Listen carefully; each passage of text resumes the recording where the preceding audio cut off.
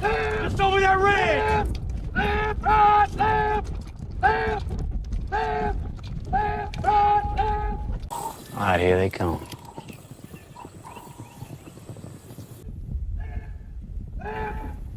Easy. The Battle of the Sexes began before 1847, and it didn't end in 2017. But just like any war, everything comes to an end. But that ending loses its weight when you miss the beginning and fail to comprehend the rest of the story. Here we have the duality of high female and male fantasies. In other words, Fables and Spells feels like a POV of my ex's diary, and in Things Fall Apart, Onukwe will kill his kids for the set. Although that brief doesn't do the books justice, both men and women have the same capacity for health. There is no exclusion when it comes to being toxic or non-toxic. A man can have fear in his heart just as a woman has obsession on her mind, and vice versa.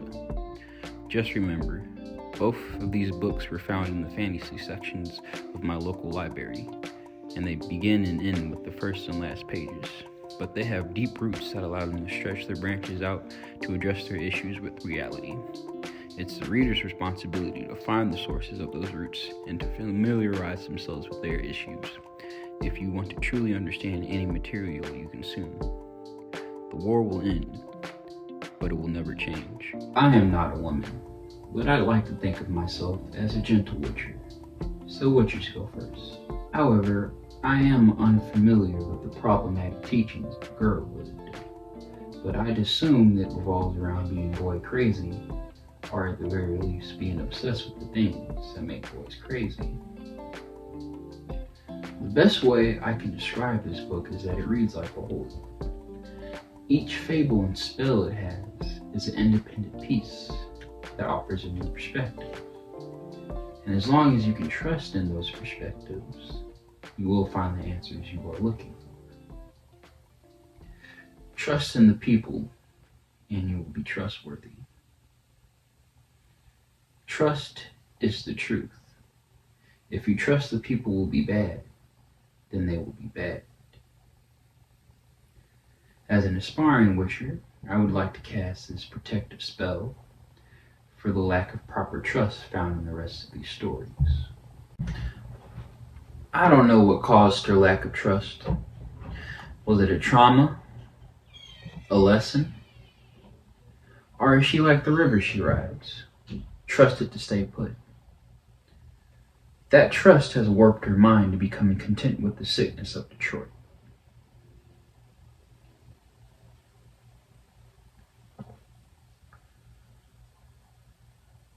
So when that sickness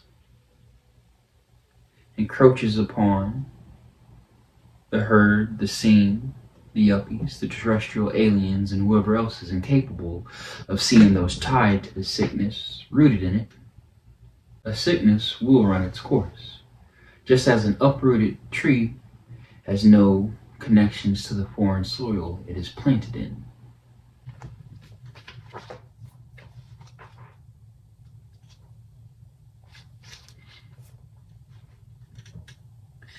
And then one massive solitary wave, a bright green, whipped up out of the blue river, headed towards the mare's back. As she screamed incredulous words, twisted with a certain glee. The island's coming. The river's going to eat all you carpetbaggers right up.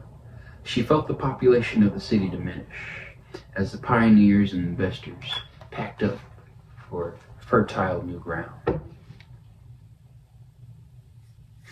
A lack of trust can make you complacent in your situation, leading to entrapment. But sometimes you can have too much trust in yourself, the unfamiliar, and the unknown, leading to wrongfully applied applications to dispute something as superficial as racism. If you can only understand racism like flesh and blood, then you have no business trying to magic it away. It is a shallow belief, but you can't deny it. Without it, we'd all lose a sense of self. It is a magic of emptiness and illusions. If you can understand the true history of racism, then you can understand it has no place in our progressing society. And like any other sickness, it will eventually run its course. Trust that it will. Obsession is a curse on everybody, but it hits different when it's coming from a woman. For when a man is self-absorbed, depending on the reason why, he may not be even seen as a man, or at the very least, less manly than the rest. But when it's a woman, it's typically the inverse. Attention, looks, aesthetics, whatever the reason for the obsession. It's usually because she needs or wants somebody or someone or something to obsess over her.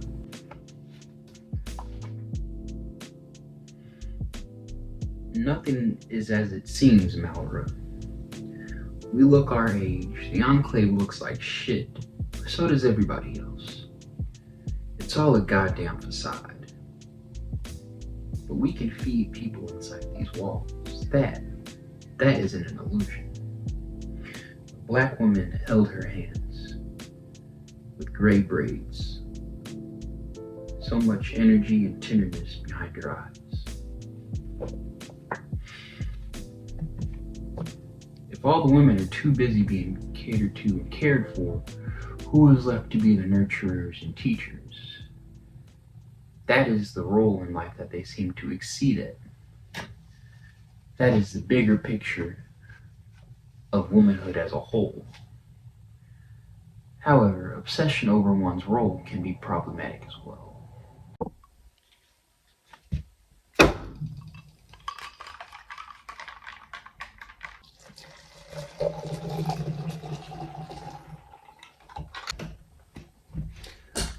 Obsession isn't exclusive to women. It's just more fitting for them. It's kin to an addiction, fixing a feeling. It's straining their emotional intelligence to itch all the particulars of the issues they face. Women are quick to recognize being fed, watered, and housed isn't enough to be content. Not to say men are unaware of the pleasures of life. On the contrary, they are the providers of it. However, if they are caught overindulging in these pleasures, society is typically less forgiving towards their manhood. And that is what happens, and things fall apart. That's what happens to Anokwe's father, at the very least. His father overindulged in the palm wine and the stuff. But man was afraid of violence. In Anokwe's eyes, in his light, his father was soft, feminine, unworthy.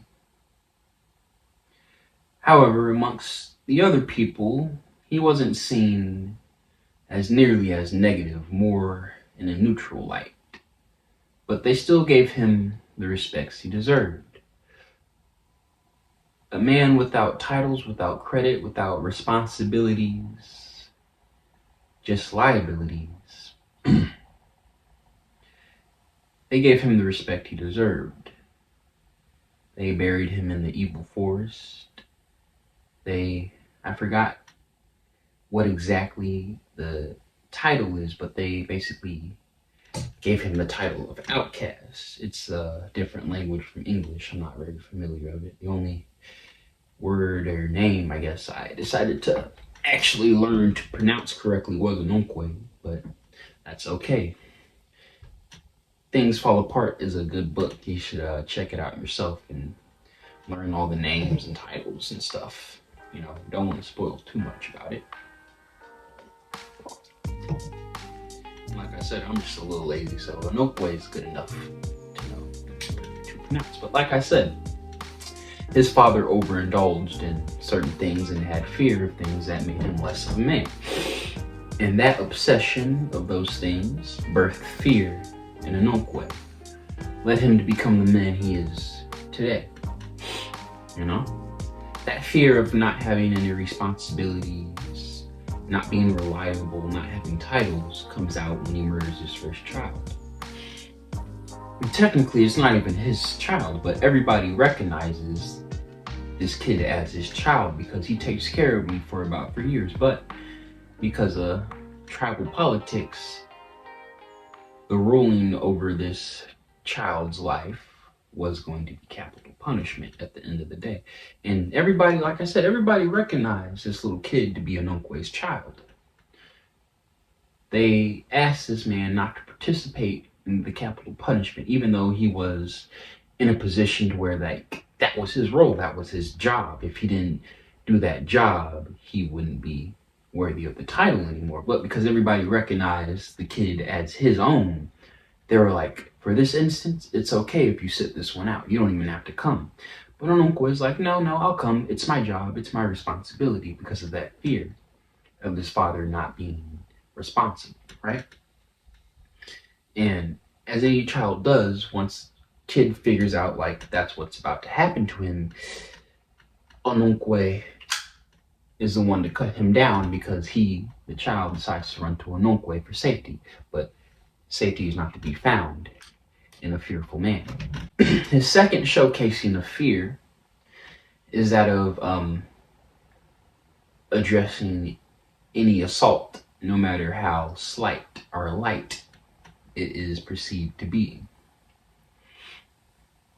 His wife decides to insult some of his cutlery, and more specific, his firearm. It's a reasonable request from him. He requests her to go do something while he goes and takes his gun and hunts. She, knowing his gun doesn't work all that well, mostly because he doesn't use it, says something relatively funny about it not working or firing. You know, something harmless, something, you know, a regular person could have just took that as a joke, might even said something funny back. But because of Onunkwe and how he feels about respect and about being a man, and that fear boiled up in him, causing him to have this response of saying, okay, I'll show you how it works. And he proceeds to show his wife, one of his wives, how it works. Now, he doesn't kill her or anything like that. He just shoots at her, but, you know, it doesn't really matter. It's still over the top. Last but not least, when he murders his actual son.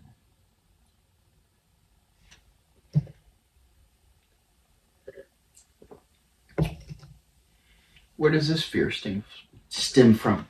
The fear of being afraid of violence, being afraid of blood, thinking that belief, thinking that fear makes you less of a man because of his father. Now, where did this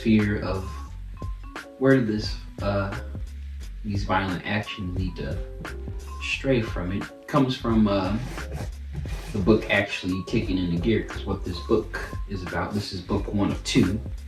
It's about the colonization of Africa. Once this book actually starts to talk about the colonization of Africa, this man who sees himself as a warrior, who is a warrior, a violent one at that, a really good violent warrior at that, he sees these Europeans, these Christians encroaching upon his land, his territory, and in his mind, it's a simple solution: just kill and fight them all. He doesn't care if most of them are actually his African brothers, his tribal brothers and sisters. He doesn't care about that. All he sees is the enemy. And when there's an enemy, there's only one thing to do to that enemy. But when that enemy becomes his son, or his son becomes that enemy, there is still no questions asked. An enemy is an enemy. That's a grown man, and that's his choice. And it's Onunkwe's choice to cut him down. That fear overtook his dreams and his desires, because before he cuts down his son, he admits that he wants to have more wives so he can have more daughters and sons to expand his power and territory, right? That's his real dream. He wants to have a big, functioning family that works together well. And yet he lets his fear dictate the outcome of those dreams. Not to say fear in a man is all bad, because fear in a man is good. It's a good trait, just like obsession is a good trait in a woman. Just both of those things can be toxic. Why is fear a good trait in a woman? Well, the book also, why is fear a good trait in a man? The book also explains that.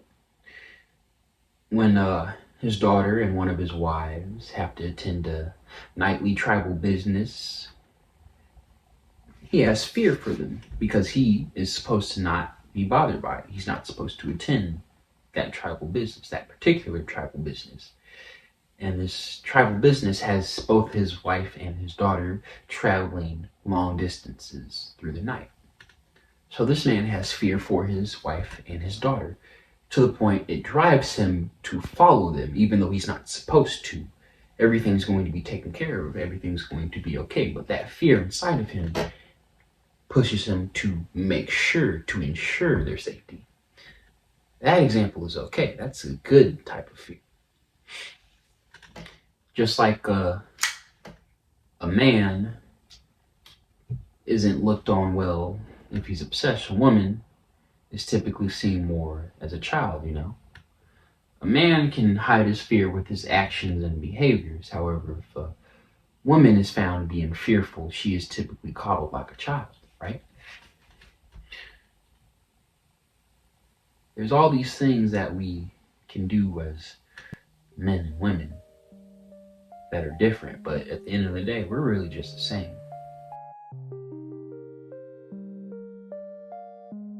It's ironic that as we progress, spoken word has become more recognizable than written. Most articles and books are now paired with an audio recording. Information comes in many shapes, and just being able to understand those shapes and patterns of words is just a basic skill of comprehension. Without context and research, learning to read just creates a more intelligent drone. Unless you need clear-cut instructions or need to have a pointless argument to feel satisfied, you need questions and different perspectives to understand any truth.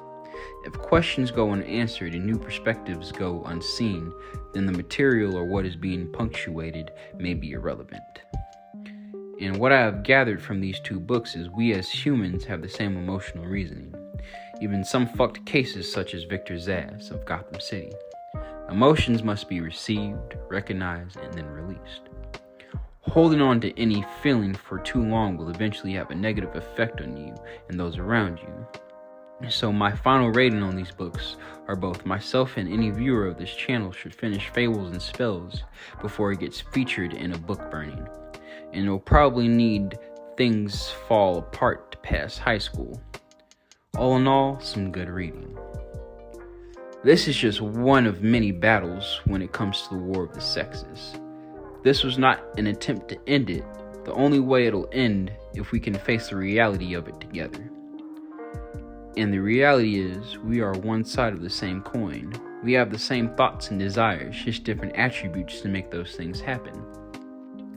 A desperate woman may open her legs just as a desperate man is willing to break another's. Of course, life is a spectrum on an axis, and no one person has the same thought process, but generalization and speculations are safe paths to travel.